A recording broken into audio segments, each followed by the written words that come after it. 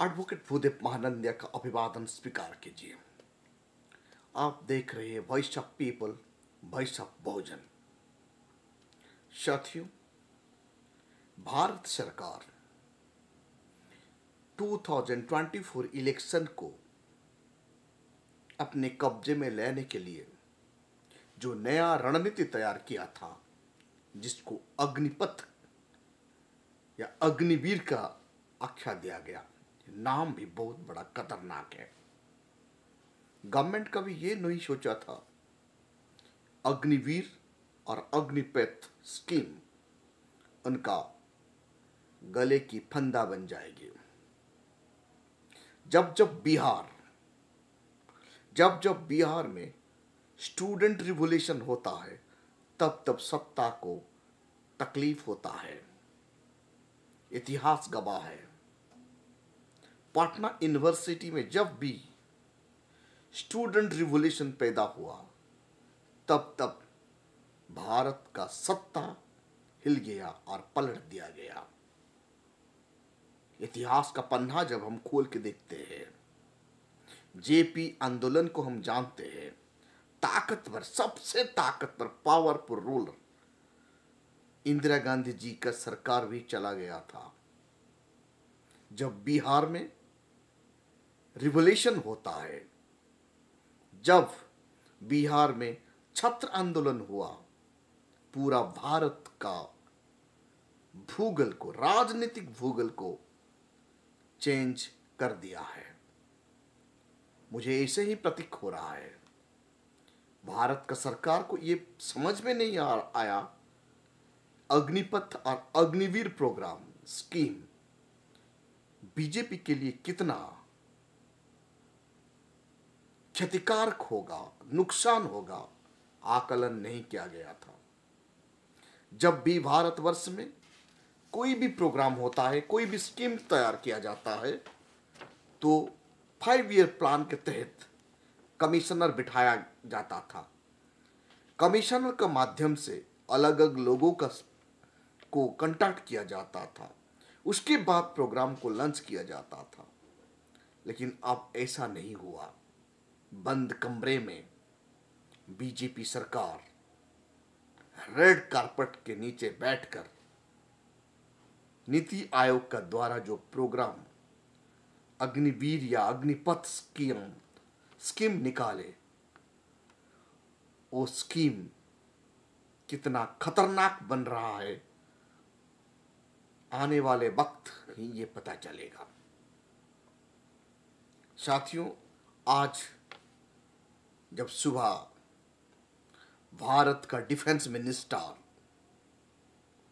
हमारा सेना का 3 चीफ को मुलाकात किए, इनका मतलब क्या है? आज सुबह हमारा भारत का डिफेंस मिनिस्टर तीनों चीफ को मुलाकात करने की मतलब क्या है? नेवी चीफ और हरि कुमार एडमिरल साहब, एयर चीफ विवेक राम चौधरी और आर्मी चीफ BS राजू, इन तीनों को मुलाकात किया गया, लेकिन नतीजा कुछ नहीं मिला। गवर्नमेंट जो भी निर्णय ले रहा है, बंद कमरे का अंदर ही ले रहा है। आप लोग को पता है, फार्मर के लिए जो कानून लाया गया था, वो बंद कमरे का अंदर ही लिया गया था। जब ये सड़क पर आ गया, फार्मर इनको नकारे, तब भारत का सरकार को झुकना पड़ा था। आज ये जो अग्निपथ प्रोग्राम लाया गया है, अग्निपथ स्कीम लाया गया है, नौजवान इनके खिलाफ है। पूरा भारत का 12 स्टेट में ये आग की तरह फैल गया है। डजन से ज्यादा ट्रेन को जलाया गया है।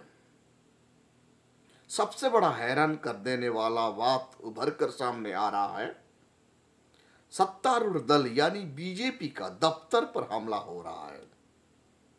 जहां जहां बीजेपी का दफ्तर बनाया गया है, ऑफिस बनाया गया है, ऑफिस को तोड़ फोड़ किया जा रहा है, आग लगाया जा रहा है। ये उत्तर प्रदेश और बिहार का डिप्टी सीएम को अटैक किया जा रहा है। बीजेपी का लीडर बिहार में जितने भी है, एमएलए एमपी, उनका घर पर पथराव किया जा रहा है। जगह जगह पर आगजनी किया जा रहा है। इसका मतलब क्या है? सरकार को इतने में समझ जाना चाहिए। तनिक सरकार इतिहास का पुष्टा तो खोलकर देखना चाहिए।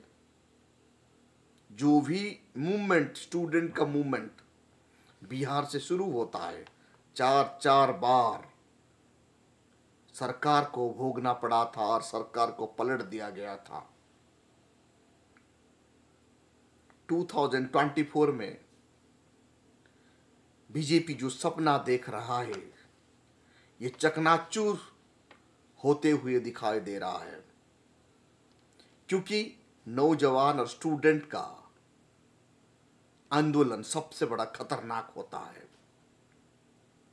जितने भी बड़ा ताकतवर हुक्मरान हो ना क्यों,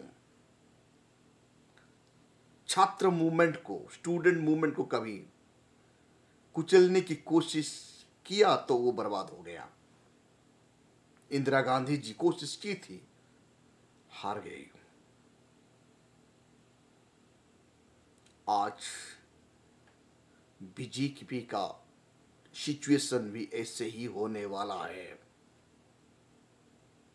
क्योंकि भारतवर्ष में अनएम्प्लॉयमेंट सिचुएशन ज्यादा बढ़ गया है, लाखों करोड़ों में पहुंच गया है।